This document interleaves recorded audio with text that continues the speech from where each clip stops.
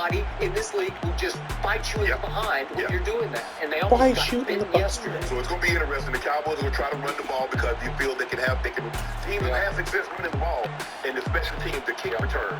That's been a kind of bugaboo for the Eagles. We'll see if Perfect can finally pop one. Yeah, he'll need to. They will need that. You need field position. Even if he doesn't, he needs to give you some field position. Because it's hard to continuously drive the football 75, 80 yards and get touchdowns. It is. You need a couple short fields. All right, so I'm booking it at 51%.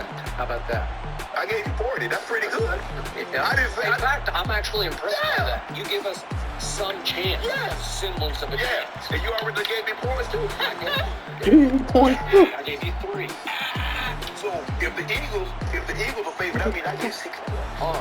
I get 6 points. Okay. Well, you don't get any more than the 3. No, don't worry about what I get. You don't give to me. Now don't try to renege. I'm not reneging. I don't ever renege. I'm standing. For 4 cases, I'll let you buy. For 4 cases, I'll let you buy. Are you kidding me? No. Okay, so let you buy. I'm good to go. That week is going to be epic. You need to worry about Jacksonville. You talking about the Eagles? That's in 2 weeks. Jacksonville got some play. Jacksonville got something for Flirting with the subject a minute ago. you. Want to put a case on it? For 4 cases, I'll let you buy. Are you kidding me? Are you kidding me? I'm good to go. I'm good to go. It's going to be epic. You need to worry about Jacksonville. You talking about the Eagles? That's in 2 weeks. Jacksonville You're got some talking play. about the Bills. Guys, you started flirting with the subject a minute ago. You need to worry about the Patriots. Are they a legit playoff team? Skip and Shannon dive into that on the other side of this break. Yeah, I don't ever renege. I'm standing. For 4 cases, I'll let you buy. For 4 cases, I'll let you buy. Are you kidding me? Are No. you kidding me? I'm good to go. That week is going to be epic. You need to worry about Jacksonville. You talking about the Eagles? That's in 2 weeks. Jacksonville got some play. Guys, you started flirting with the subject a minute ago, so let's get back to it. The Buccaneers, are they a legit playoff team? Skip and Shannon dive into that on the other side of this break.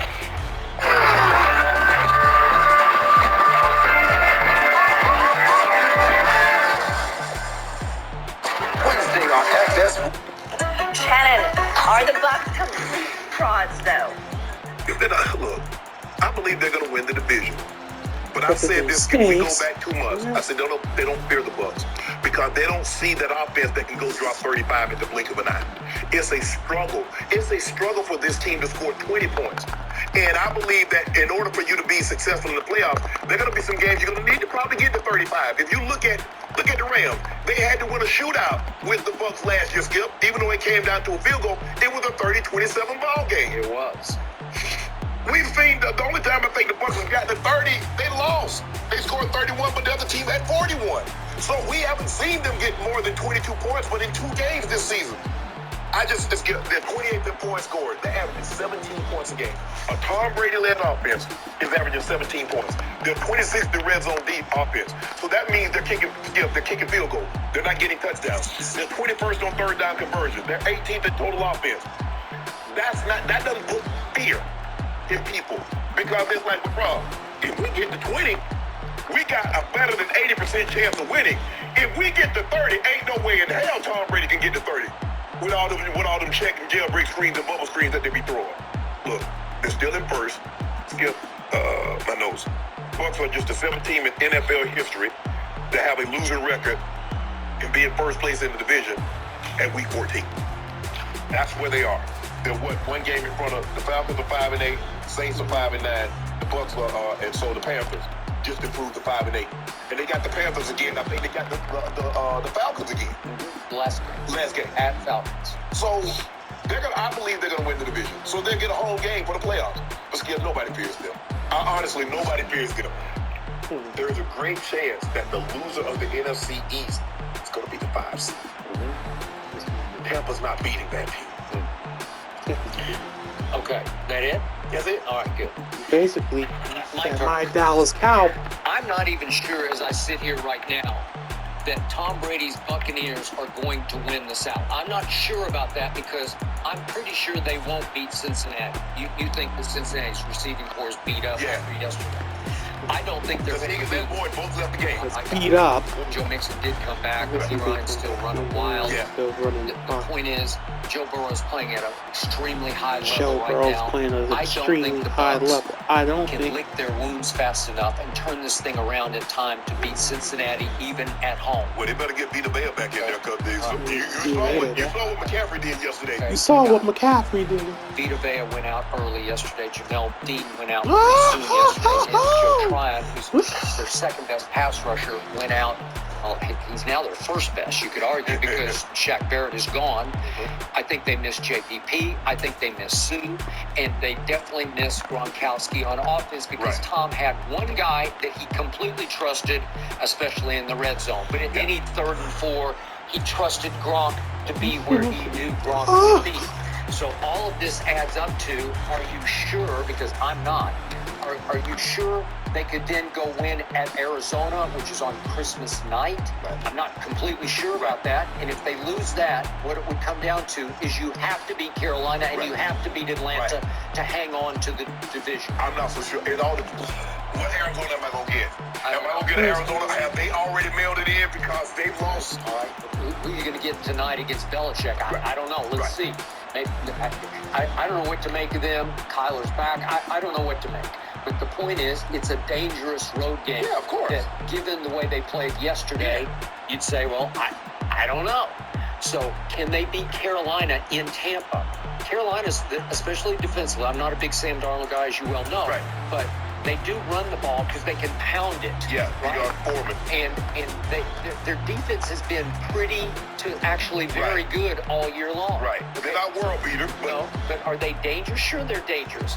Atlanta, even though they went to the kid quarterback now, they rise up as a division rival for the last game. It could come down to all the marbles are in that game against a rookie quarterback on the final day of the season. Right. Okay.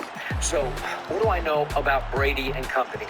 I will remind you, in the pandemic year 2020, Brady's first year in Tampa, do you remember the mid-season game on a Sunday night against New Orleans? Yeah. It was god-awful. It was so bad that Tom Brady had a QBR of 4 in the game. Remember this? He threw 3 interceptions and no touchdown passes. And I can't remember the final score. 38-6, maybe? 38, right? Okay. So that happened, and they bounced back and somehow got on a roll and won the Super Bowl.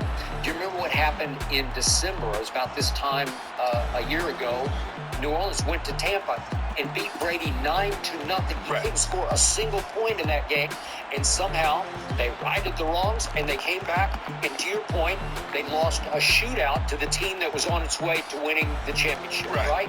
So I'm going to hang in and hang on to that notion. I keep saying they're going to figure it out because I still think if you do have Mike Evans and Chris Godwin, I'm not so convinced about Julio, but if you have those two, you should be able to figure something out. And I do like Rashad White.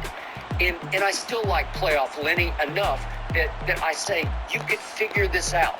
And if you get Tristan Wirfs back, and if you do get Ryan Jensen back, and they're not saying no to this. This is the center that made the Pro Bowl, right?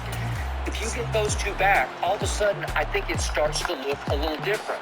The problem is the defense is so decimated. I don't know that it swings around to the defense. But Can they stop anybody? Skip, if you go back to the pandemic, the year that you're talking about, the year that they won the Super Bowl, you saw that defense get to a point and they started locking people down. It took off. And then you saw Tom do it. But Skip, we haven't seen Tom be consistent over any stretch. We've seen him play good for about 5 minutes. We'll see him play good for a drive or two. And then I always see him play extremely well in the last 2 minutes if they have a chance. If they have a chance. Not if they don't. But if they do, then he takes it up another level, which is why I don't understand why they don't try to run the no-huddle 2-minute offense in the first quarter, maybe for a series here and there, just to shake people up.